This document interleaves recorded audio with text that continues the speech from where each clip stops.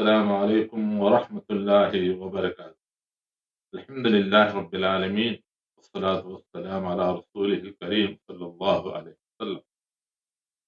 میرے محترم دوستوں اور بھائیوں، اس سے پہلے والی جو ویڈیو تھی یا جو پیغام تھا، جو میسج تھا، وہ یہ ہے کہ کسی سے محبت کر رہے ہیں یا کسی سے ناراض ہو رہے ہیں تو صرف اللہ کے لیے محبت کریں اور صرف اللہ کو راضی کرنے کے لیے کسی سے بچھڑے یا کسی سے جو ہے ناراض رہیں۔ تو اس حدیث کا دوسرا حصہ آج آپ کے سامنے بیان ہو رہا ہے، اور دوسرا حصہ یہ ہے، کسی کو کچھ دے رہے ہیں اللہ کے لیے دیں، یا کسی کو دینے سے رک جاتے ہیں یا اپنے آپ کو روک لیتے ہیں تو اللہ کے لیے ہو۔ تو ایسا کرنے والا مومن اور مسلمان، اس کا ایمان کامل ہو جاتا ہے۔ اب سنیں پوری حدیث۔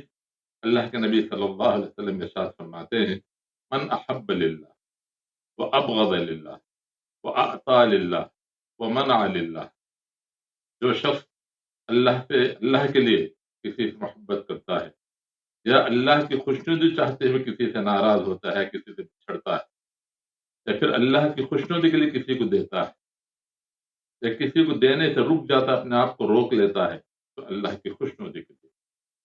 تو یہاں یہ بات اللہ کے نبی صلی اللہ علیہ وسلم فرمائے کہ فقد استکمل الایمان، کہ اس کا ایمان پورا ہو گیا۔ تو میرے محترم دوستوں اور بھائیوں، یعنی کسی کو دے رہے ہیں، کسی کی مدد کر رہے ہیں، کسی کا تعاون کر رہے ہیں تو اللہ کے لیے ہو، اللہ کی خوشنودی ہو، یا کسی کو دینے سے اپنے آپ کو روک لیتے ہیں یا رک جاتے ہیں، وہ بات بھی اللہ کے لیے ہو۔ یعنی یہاں اپنی مصلحت نہ ہو، اپنے ذات کی کوئی مصلحت نہ ہو، اور نہ ہی دنیا کا کوئی فائدہ ہو۔ مومن کا ہر کام اللہ کی رضا کے لیے، اللہ کی خوشنودی کے لیے ہونا ہے۔ محبت اللہ کے لیے ہو، کسی سے ناراضگی وہ بھی اللہ کے لیے ہو، کسی کو دے رہا ہے تو اس کا دینا بھی اللہ کے لیے ہو، کسی کو دینے سے رک جاتا ہے، یہ بھی اللہ کے لیے ہو۔ تو ایسے شخص کے لیے خوشخبری ہے کہ فقد استکمل الایمان، اس نے پورا ایمان والا ہو گیا، اس نے ایمان کے تکمیل کر لی۔